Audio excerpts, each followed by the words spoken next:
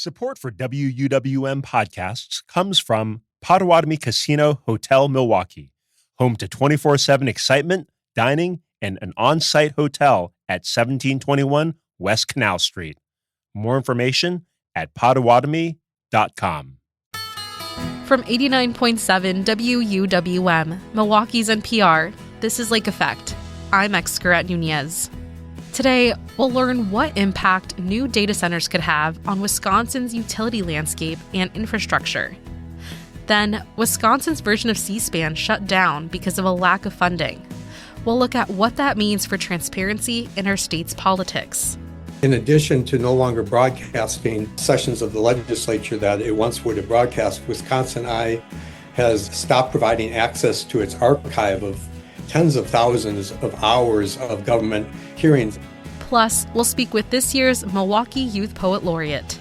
This role is just a way for me to reach out to people who are like me, who are really quiet, who sometimes don't really know what to say. And it's to show people that you can express your emotions through writing.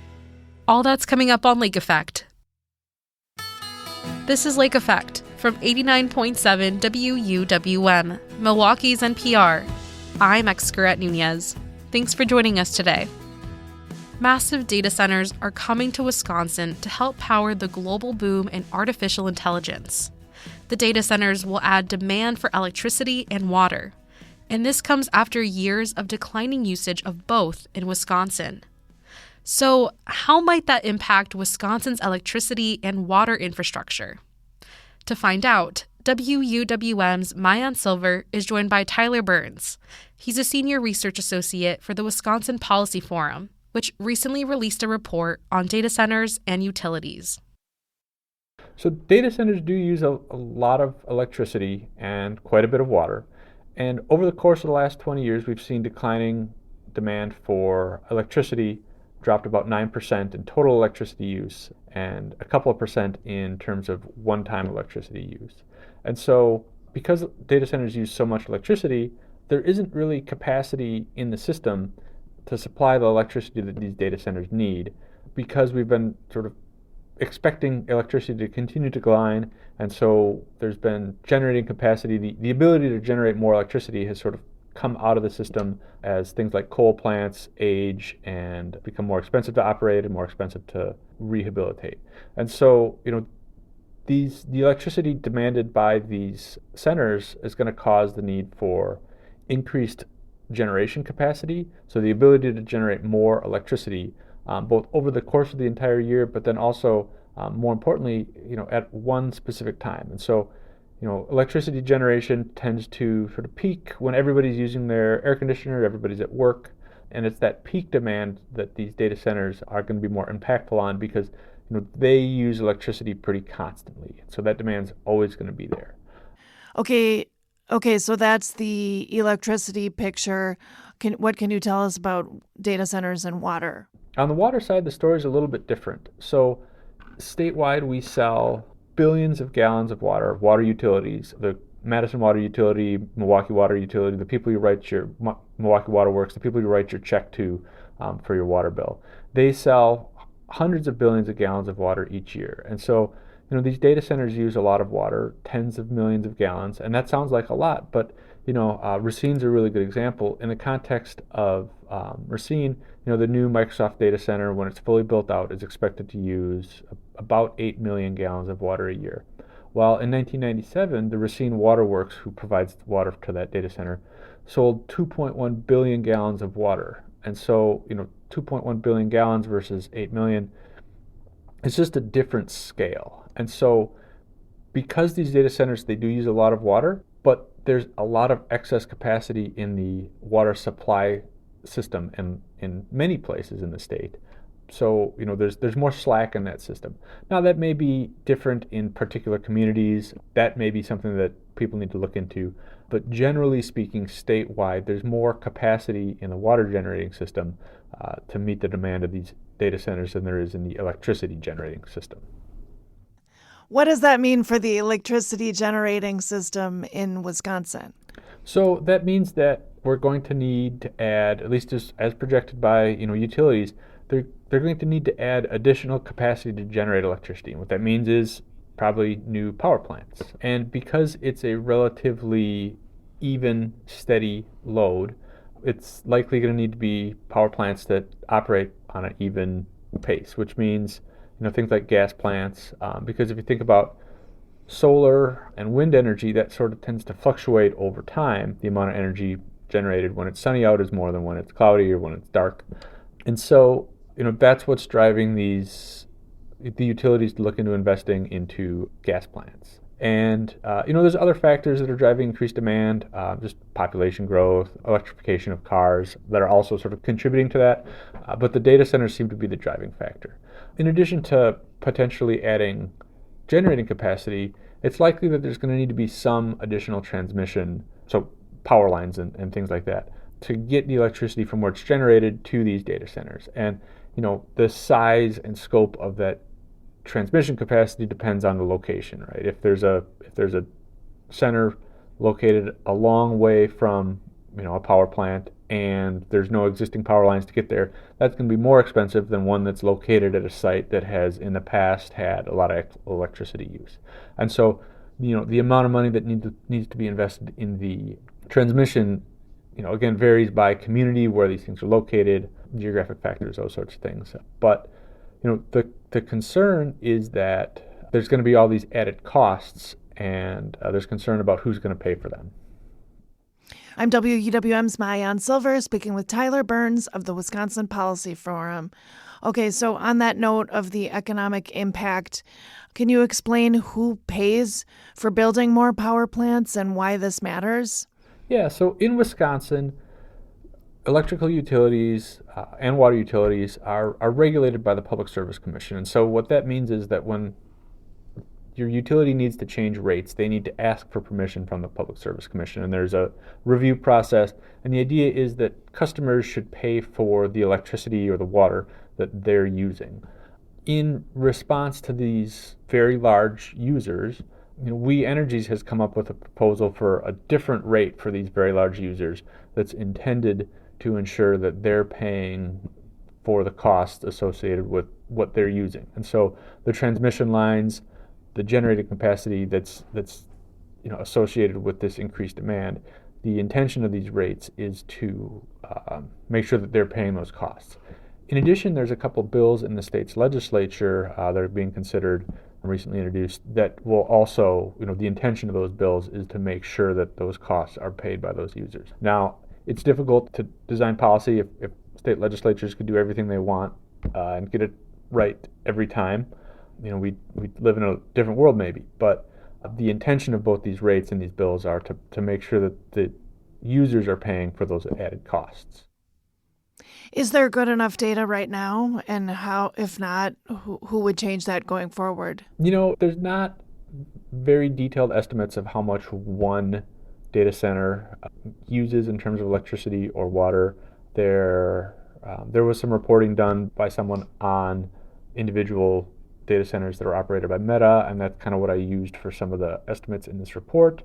And there does seem to be pretty solid estimates of the aggregate amount of electricity used by these data centers. The Berkeley National Energy Lab produced a report that had both sort of current data and then projections for the future, but that didn't have individual data center reports. And so it is difficult to find concrete data on both exactly how much electricity these will use over the course of the year or at one time, and exactly how much water they'll use. And so we're dealing with uncertain estimates as part of this conversation. And why might increasing the water use, as you were talking about, that the data centers bring more demand for water utilities, why might increasing that water use actually benefit customers? So when you're operating a waterworks, you have to clean the water, you have to pump the water, you have to store the water, you have to have pipes, you have to have people operating the system. A lot of those costs don't change based on the amount of gallons of water you pump. And especially if you've built your system, to service a bunch of large industrial customers which are no longer there. That means that each gallon of water that you sell has to cover more of those fixed costs as sales decline. So if you sold 1 million gallons 10 years ago and your costs are about the same, but now you're selling 500,000 gallons, each gallon of water has to cover twice as much of those fixed costs. And so if there's a large water user that's buying more, now you have more gallons of water to spread those fixed costs over. And so, potentially that will help cover those fixed costs a little bit more. And we've seen water systems where, they had industrial customers and those industrial customers left and they had to raise rates so high that they couldn't really, the users of the water couldn't really afford to pay for the system. That is at least part of the story of what happened in Flint, Michigan. And so, these water systems were built to sell large amounts of water. And if they're selling smaller amounts of water, the customers that are supporting the system have to pay more. And given that, is there like an underlying takeaway that people should come away with based on this report? I think going forward, it makes sense to be careful about making these long-term investments in the state's electricity grid and the state's sort of business environment. One thing to keep in mind is that if we'd have made projections 10 years ago about what electricity use is going to be now, we'd have said, well, it's going to continue dropping. And so, you're making decisions based on that. Right now, it looks like in the future, over the next 10 years, demand is going to go up because of these data centers. But if that demand doesn't materialize and we make all these investments, then there will be bigger questions about who's going to pay for these investments in new generating capacity if that demand doesn't materialize. And so, we always need to be careful about making big projections for the future because that's very difficult. I think that's something that as folks are making decisions about this, we need to consider what happens if that demand doesn't materialize. And that's something we point out in the report. And I think, again, a 5-year projection, a 10-year projection, 15-year projection, that just gets more and more difficult. We don't know what the future is going to look like. And that uncertainty is something I think we should consider. Well, there's a lot to dig into here, and you've said that you'll be keeping track of these data centers and their impact on Wisconsin going forward. Tyler Burns of the Wisconsin Policy Forum, thank you so much for speaking to us about this. Yeah, thank you for having me on, and anytime we can help out, we're happy to.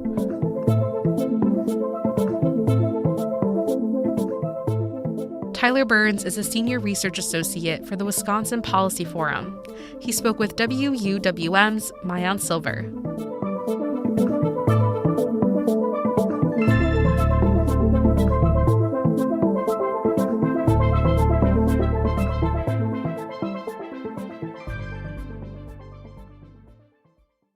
WisconsinEye is the state's version of C-SPAN.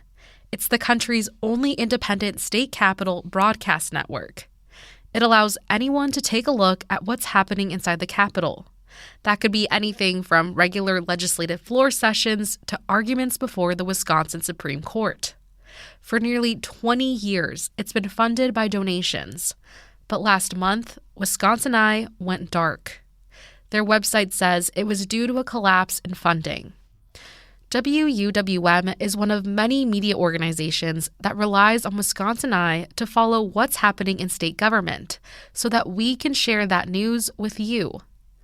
To break down the situation and its impact, WUWM's Maayan Silver is joined by Bill Leaders, president of the Wisconsin Freedom of Information Council.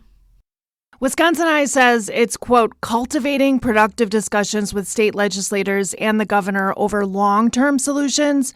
But in the meantime, it started a GoFundMe to raise short-term operation funds. It says it needs $250,000. What can you tell us about the latest on the shuttering of WisconsinEye?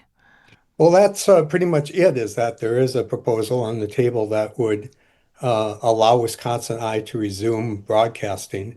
It went dark on December 15th because of a funding shortfall, and it needed to plug.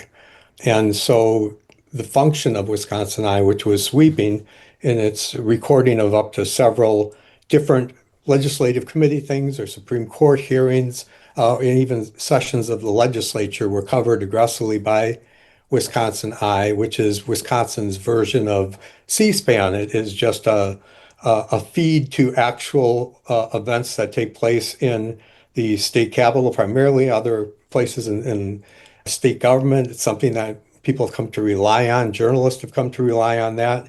There might be three hearings happening all at one time, and you can't be at all three of them. But if WisconsinEye was there at the meetings recording it, you could always go back and see what was said. So there's this fundamentally important function that WisconsinEye was providing, which has now just been suspended for, going on 3 or 4 weeks now.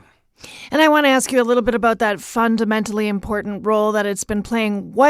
Can you elaborate a little bit on what the loss of WisconsinEye would mean for access to public meetings and records and overall transparency in government? Well, WisconsinEye provides ultimate transparency by letting you see the legislative process, by letting you hear the arguments that are made for and against legislation. It's the same thing that happens at an open meeting, but the technology that is brought by an entity like WisconsinEye, allows it to be used. And in case people don't know, you can live stream events on WisconsinEye, but you can also go back in the past, say like 15, 20 years and see archived events and meetings and hearings. Can you talk about how losing access to both current coverage and the historical archive would create a significant gap in Wisconsin research resources and public access to government? Oh, yeah, it absolutely already is. I mean, in addition to no longer broadcasting sessions of the legislature that it once would have broadcast, WisconsinEye has stopped providing access to its archive of tens of thousands of hours of government hearings in past years. It's been in business since 2007, so 18 years. And there's a huge archive of material which is now not accessible to the public because they're weathering this funding crisis.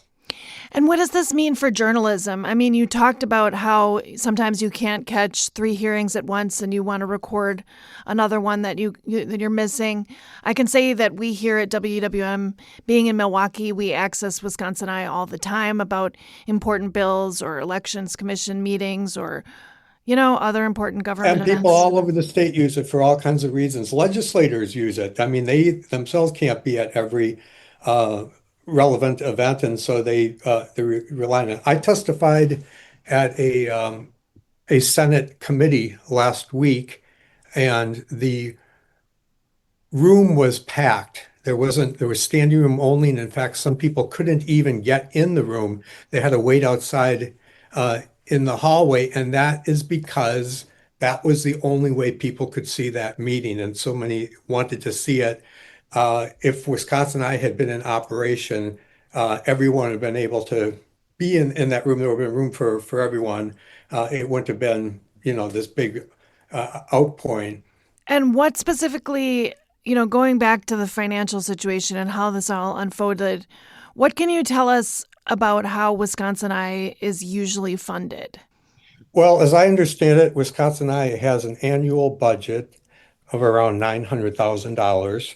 This is raised through private donations. The organization has been in operation since 2007, so it's made that model work all of this time. But in the estimation of John Henkes, who's the CEO and president of WisconsinEye, it's no longer sustainable as a donation-based agency, and it needs to find other ways to finance its operations to continue. Gotcha. Okay. This is Like Effect. I'm WWM's Maayan Silver speaking with Bill leaders of the Wisconsin Information Council. And so President John Henkes told WPR last month that he had asked the legislature and governor to remove a matching provision. So the legislature had put $10 million in state funding for the network in the most recent state budget. But to receive that money, WisconsinEye would need to raise $10 million for its endowment fund by June of 2026, or that money would be given back to the state. What unfolded there? Well, there is an endowment that was established by the legislature to fund WisconsinEye, and it has some $10 million in it. And the issue is, do you have to use it for matching funds in order to get that money out? Or could the rules be relaxed so that money could go to WisconsinEye now in its time of need to resume programming at the level that it was operating at any level right now. But that is the issue. Is there a way to move that money out of there to help WisconsinEye? And is there the political will to do that? And do you know anything about the closed doors discussions that is happening there? Well, there aren't any closed doors discussions that I'm aware of. There was a very disturbing thing that did happen with regard to this issue of WisconsinEye not being there, and that is that the legislature, the legislative leadership, Republican leadership, has begun enforcing a rule against ordinary citizens who come to these public legislative meetings and want to record it with a video or with a handheld recorder even. It is denying them the ability to do that, citing some rules that it had on its book, but were rarely, if ever, enforced. And so at a time when the importance of having access to WisconsinEye has never been greater, they're making it much, much harder for ordinary citizens to have a record of a proceeding that's taking place often in their state capital and on their dime. And do you know have they given a reason for this? Is there any explanation other than the fact that there's an obscure rule on the books? That's a good question. I'm not sure how they would respond to that. The Democrats have proposed legislation that would allow WisconsinEye, would bring back WisconsinEye as essentially a legislative run operation. And that's, something that John Henkes and others have resisted as putting, not being good for WisconsinEye, for putting WisconsinEye out of business. Interesting. And so on that note, nothing like this has ever happened in all the years of WisconsinEye's operation, which is nearly 20 years, right? Yeah, it was 2007, so it's been around for 18 years. And nothing like this has ever happened? No, it certainly has not. I mean, it's been able to make its funding method work all of this time, but now it's decided that is no longer possible and is trying to find a different way to go into the future. And is WisconsinEye the country's only independent state capital broadcast network? I believe that's true. It's often called Wisconsin C-SPAN because it functions similarly in that it has independence from the institutions that it covers. I mean, is there something that people can do about this? Yeah, I think there is something that people can do. They can contact their legislators to let them know that they value WisconsinEye and want this function of Wisconsin governance to continue. And they can support WisconsinEye directly. There's a lot that people can do. In fact, the fate of this institution depends on people doing it. That's even if you don't use it yourself and you've never logged onto it, you may have benefited from it in some way, shape, or form. And everyone should. I'm assuming there's a time where WisconsinEye is at least archivally back in business. People should take a look at what happens at these public meetings. They should see that process. It's different than what I think a lot of people suspect. A lot of people think people in public office are stupid, they're lazy, they're incompetent. And if you go to these meetings like I have, through my 4 decades as a reporter, what you see is not that at all. What you see is essentially some pretty smart people engaging a pretty well-functioning deliberative process. And, it's more likely to make you supportive of government to see if you can really see how laws are made. There's an old saying that you should never see laws or sausage being made. I don't agree. I hate that saying. I think it does our injustice to public figures. First of all, they do behave better when the cameras are on. And secondly, they are capable of good behavior. And their constituents deserve to see that. Bill Leaders, thanks so much for shedding some light on this issue, and we'll keep following what's happening with WisconsinEye. Thanks so much. Yeah, thank you.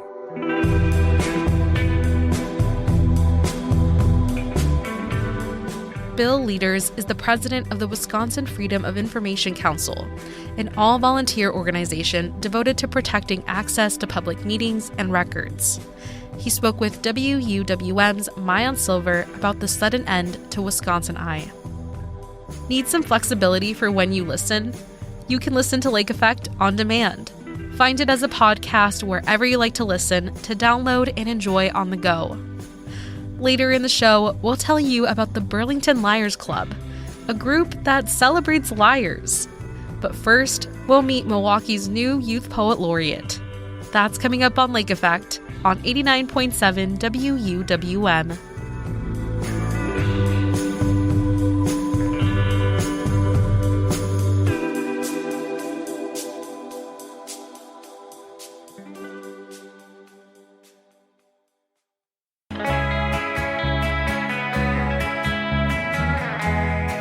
You're listening to Lake Effect on Milwaukee's NPR.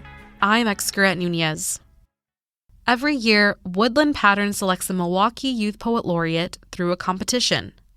Last summer, the local nonprofit crowned Angela Wang with the literary honor. She's a senior at the University School of Milwaukee and wraps up her service this upcoming May. As Youth Poet Laureate, Wang shares her poetry across the city and helps guide other young poets through writing workshops. Wang joins me to talk about what inspires her poems and what she's learned in the year-long role. Angela, I understand that you brought a poem with you today, and I was wondering if you could start by sharing it with us. Yeah, of course. So this poem is called The Storms That Tie My Family, and I've read this poem a lot, but I never get tired of it because it's about my grandmother, my mother, and I. And kind of to give a little bit of background, my grandmother grew up in China and she went to a school specialized for training teachers. So she kind of got put in there. She didn't really get to choose what she wanted to be. She wanted to be a surgeon when she grew up.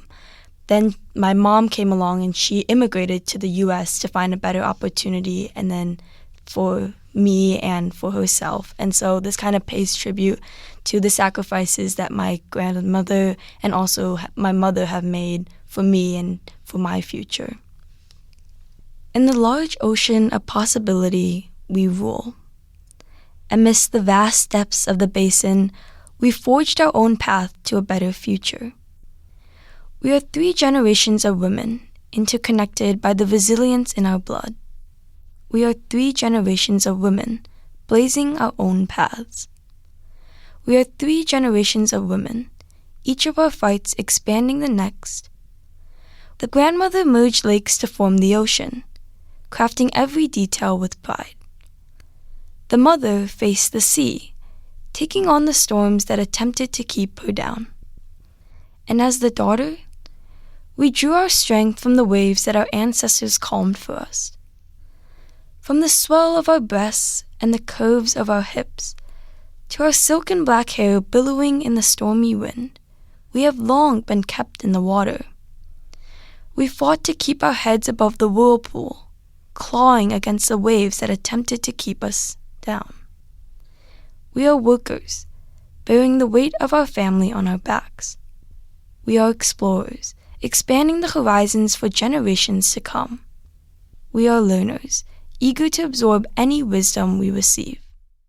Our thirst for knowledge created an unwavering ship, navigating the uncharted terrains. We are dreamers. We are believers. We are free. That was so beautiful, Angela.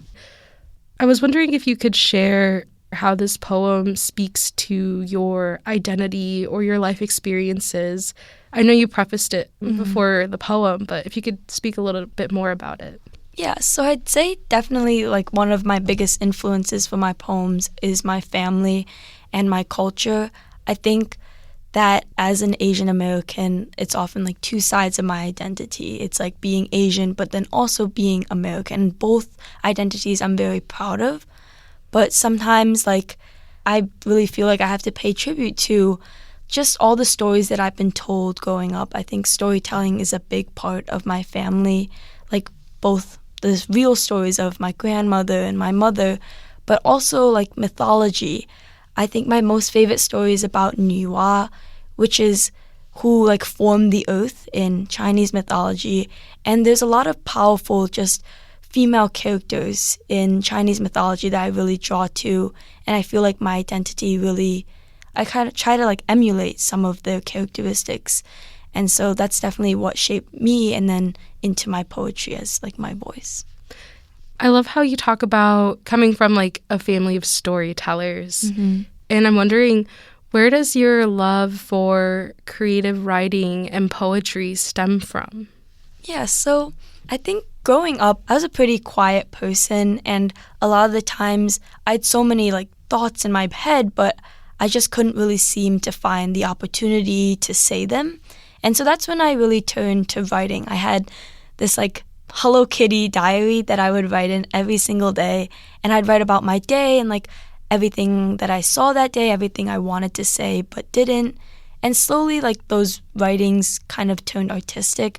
I started writing stories, and then I found poetry in middle school, and that's when I really started exploring all the different forms of poetry and trying to find my voice through it.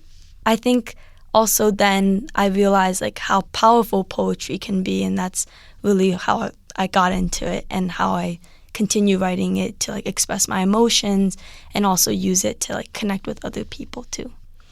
And Woodland Patter named you the third Milwaukee Youth Poet Laureate. What does this role mean to you? This role for me is just a way for me to reach out to people who are like me, who are really quiet, who sometimes don't really know what to say at what time. And it's to show people that you can express your emotions not through just speaking, but through writing. Like, you can be seen and heard and understood in, like, I guess, a silent language. And, like, it's just to show other people who kind of look like me, who might act like me, that they're heard and they have a space here to kind of grow and to find their own identities. I love that. And what are some things you've accomplished in this role or still hope to do before your time ends in May? This role honestly has taught me a lot, and I'm really excited to keep learning and growing. I think I have an upcoming event where it's like a workshop on anger. I think that like anger and like these strong emotions, I mean, they influence my writing, and I hope that to learn from younger students, like everyone has something to teach, and I'm here to listen about other people's experiences and maybe how they use poetry to express their emotions, and just to try out more types of poetry and maybe trying to expand beyond freeform and trying more like maybe haikus and seeing how my writing can fit in all these different places. Yeah, and I know that it's been a busy year for you as Milwaukee's Youth Poet Laureate. You're also finishing out your senior year and transitioning to college later this year. Yeah. What are some of the issues you've been grappling with or writing about this past year?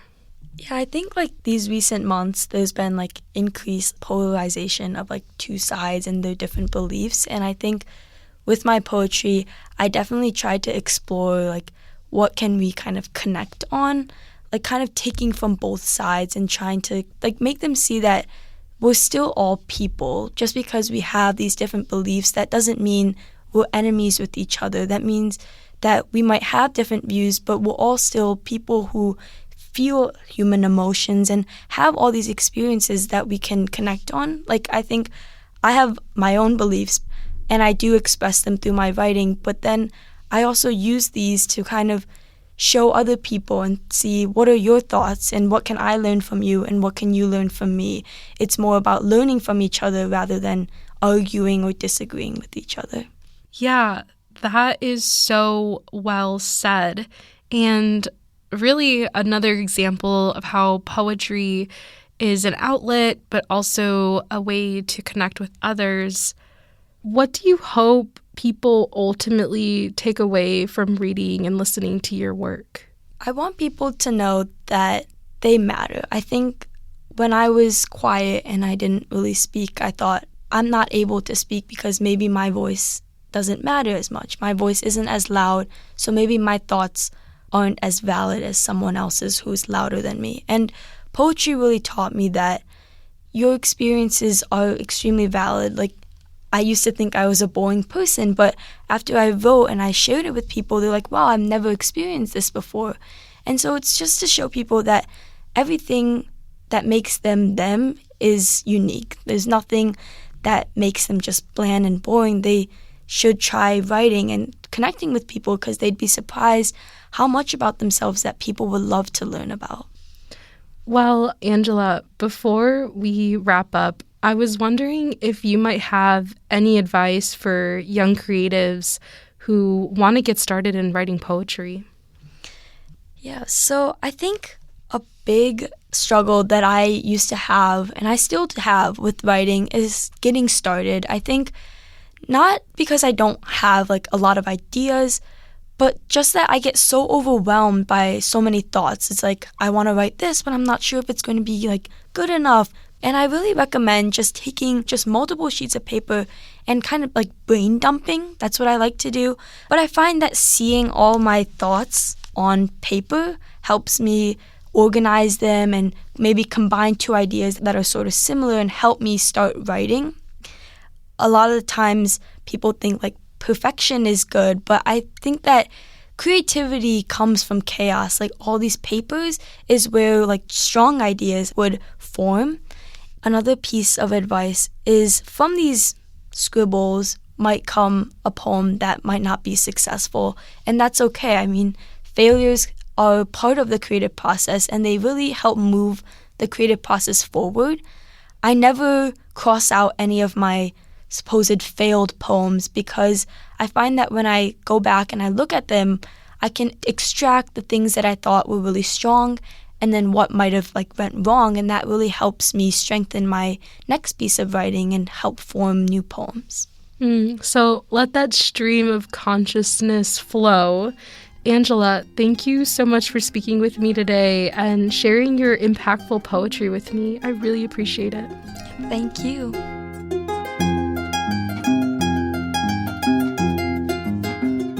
Angela Wang is a senior at the University School of Milwaukee and is this year's Milwaukee Youth Poet Laureate. Milwaukee County High School freshmen, sophomores, and juniors have until March 29th to apply to be the city's next Youth Poet Laureate. You can find more information about that at wuwm.com. After this break, we'll test your skills to see if you can identify a real-world lie or one made up by the Burlington Liars Club.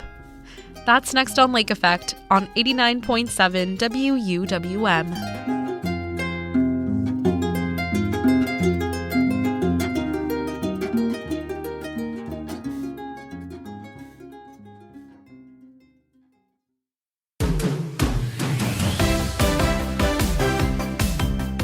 This is Lake Effect on WUWM. I'm Excaret Nunez. Lance Armstrong, Elizabeth Holmes, Jay Gatsby. We typically shun liars in all forms, whether they're politicians, financiers, or fictional characters.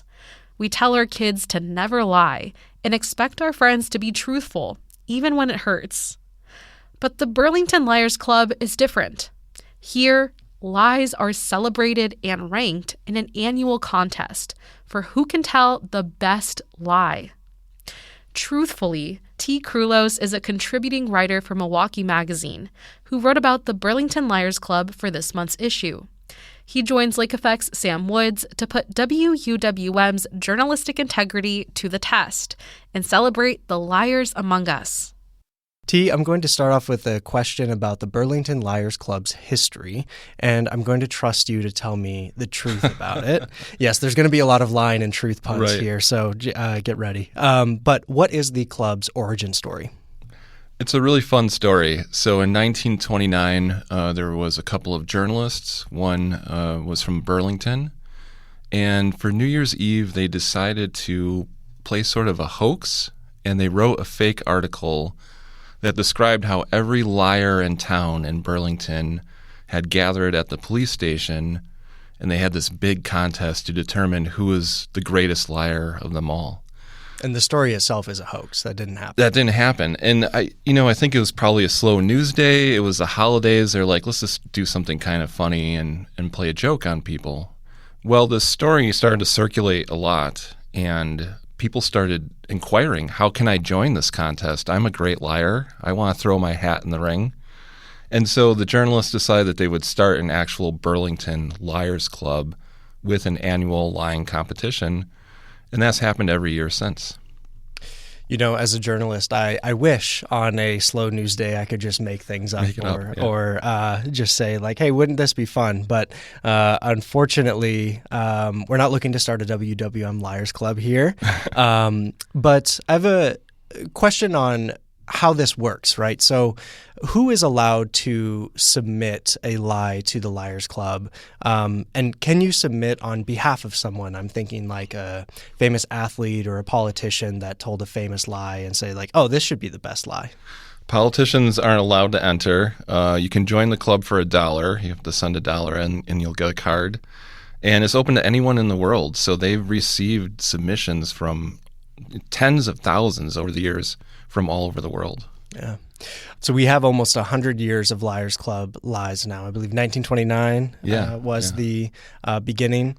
Have these lies been memorialized anywhere in Burlington or anywhere other than just, the website for the Liars Club?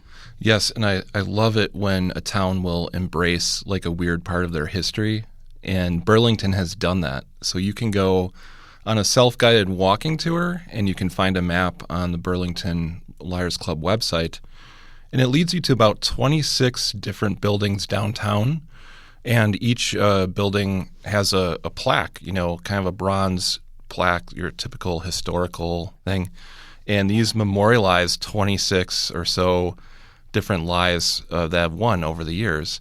And it's really fun because you can guide yourself and read these kind of funny little lies, but it also helps you explore downtown Burlington.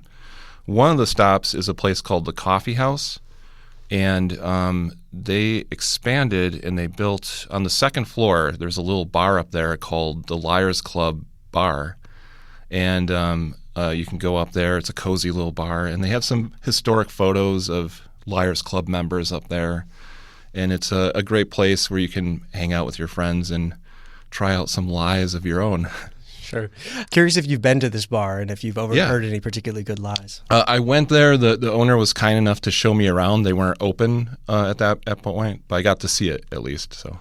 You mentioned you can gain entry into the Liars Club, but what does entry into the club get you? Just kind of a title of I am a credentialed liar, perhaps? You get a card that you can write your own name in, and then I guess it's the bragging rights of being part of this club. Sure. So in writing this article for Milwaukee Magazine, I'm guessing you were able to, dive into the treasure trove of lies that have been collected over, again, nearly 100 years. In summation, though, what makes a good Liars Club lie? Yeah, and that's an important distinction because when I first heard about them, I was thinking, like we kind of mentioned, politics. To me, a lie can be a very malicious thing. This is something that can ruin relationships or cause all sorts of huge problems. So I was like, ooh, a lying club. But these lies are a lot more benign, and I would say they're mostly like puns or witty plays on words, and they're meant to be fun, So it's not like this who can tell the most vicious, damaging lie. It's just like more like who has the best joke that's kind of framed as a lie. So, for example, one of the winners one year was someone said that it was so cold outside that they had seen an earthworm steal the fur coat off of a caterpillar and then go back into his hole. It's a good one. Yeah, it's just kind of a funny little joke, Yeah, harmless. I imagine, an alternate reality where the Burlington Liars Club was dedicated to these vicious, damaging lies. And I don't know if they'd make it 100 years. I think they might ruffle some feathers. Yeah. In a second, we will play a little game where we try to determine what's a Burlington Liars Club lie versus a famous lie or a lie told that was maybe malicious and damaging. But before that, I'm curious, T, have you ever submitted a lie to the Liars Club? Not yet. I kind of found out about this and put the article together, and but maybe next year. Right. Now that you know what it takes. Right. Exactly. I got the inside scoop. I know what it takes. I think I can do it. All right. Well, as I mentioned, I want to end with a bit of a game.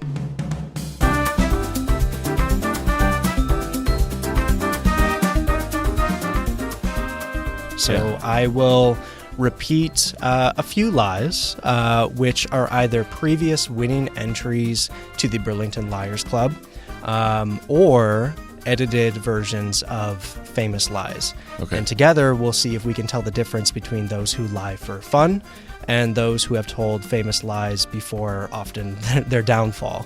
The famous lies will contain direct quotes along with some adaptations in my best attempt to mimic the Liars Club style. So does that make sense? You ready? Makes sense. Lay it on me. All right. So the first lie is...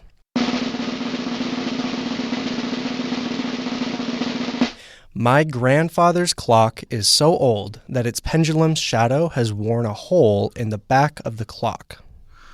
Is this a Liars Club lie or a famous lie? I will say it sounds very much like a Liars Club lie. I mean, that's the style. It is indeed a Liars Club lie. It is the 1933/34. I couldn't tell if it was 1933 or 1934 or perhaps both. They're probably counting it as both because it's like New Year's Eve. So gotcha. Yeah. All right. Well, it is a lie from almost 100 years ago. Nice. From Bruno Ceresa. And 25 years into the club's existence, the Liars Club claimed that this was the best lie in those first 25 years. So great job, Bruno. You have a lasting reputation as a fun liar. Yeah. All right. So the second lie we have is... The allegations against me are an unconstitutional witch hunt. The only thing I hunt are unfair advantages, which every contestant does. I don't think that that's a Burlington Club lie. I was going to say a politician for sure until you mentioned like the contestant at the end. So now it makes me think it was maybe on a game show, maybe the game show scandal. I forget which one it was. But yeah, I don't think it was a club lie. It is not a Burlington Club lie. It is a famous lie. It is a lie from Lance Armstrong, a bicyclist and former winner of 7 Tour de France titles, who was stripped of his accolades after admitting to illegal doping. He initially described the allegations against him as an unconstitutional witch hunt. And I get what you mean, though, about the contestant. Yeah. I originally put bicyclist there, but it's like, T will know. That'll tip it off. That'll be too easy. Well, in the witch hunt thing, of course, that's famously been used as a political. Yes. It's a witch hunt. It's always something. Yes. Yeah. But you correctly detected that this is not a Liars Club lie. Right. This is a real lie. This is a real life lie. Yeah. You know your lies. You got to wake up pretty early in the morning to fool me. Well, I got 2 more. I'm going to try to fool you. And so I got 2 more. The next one is...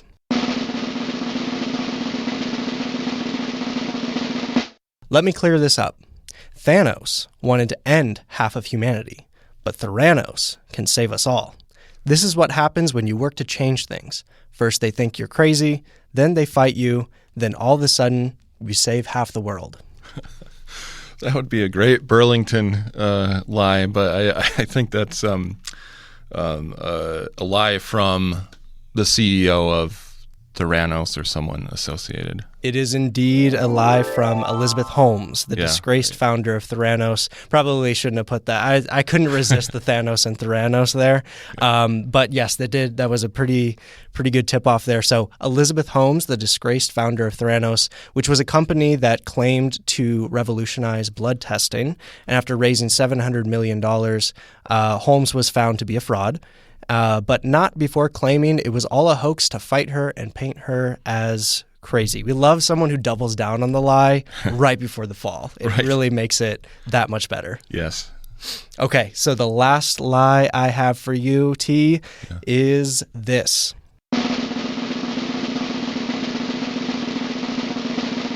My parents were so poor that they had to bury grandfather naked just so my dad had a suit to wear to the funeral. Well, I know this one, so I'll say I have the unfair advantage because I was very curious to see who Burlington Liars Club, what lie would win this year, and that was the award-winning best lie for 2024. It is indeed the most recent best lie. It was told by Reagan Buchholz, the club's most recent winner. And with that winning lie, T. Krulos, I want to thank you for joining me to tell the truth on Lake Effect and for taking part in this silly little game of lies. Thanks much, and Happy New Year.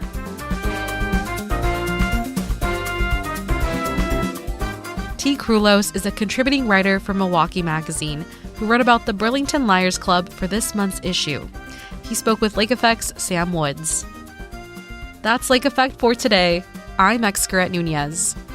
Audrey Nowakowski, Joy Powers, and Sam Woods join me in producing Lake Effect each week, with help from Graham Thomas. Becky Mortensen is our executive producer, and Emily Files helps edit the show. We also heard from Susan Bentz, Maayan Silver, Catherine Kokel, Eddie Morales, Jimmy Gutierrez, and Maria Peralta Ariano from the WUWM news team this week. Jason Reevy is our studio engineer, Valeria Navarro Villegas is our digital operations manager, and Trevor Shep wrote our theme music. If you missed any of Lake Effect this week, you can find all of our conversations at WUWM.com. And if you'd like to take the show on the go, you can download the Lake Effect podcast wherever you get your podcasts. Lake Effect will be off on Monday for MLK Day. Instead, at noon, you'll hear a special called Shapes of America, which looks at one of the oldest musical traditions in the country, shape note singing. Learn about its recent resurgence Monday at noon. Lake Effect will be back with local stories and conversations on Tuesday. Until then, thank you so much for joining us today on listener-supported 89.7 WUWM, Milwaukee's NPR.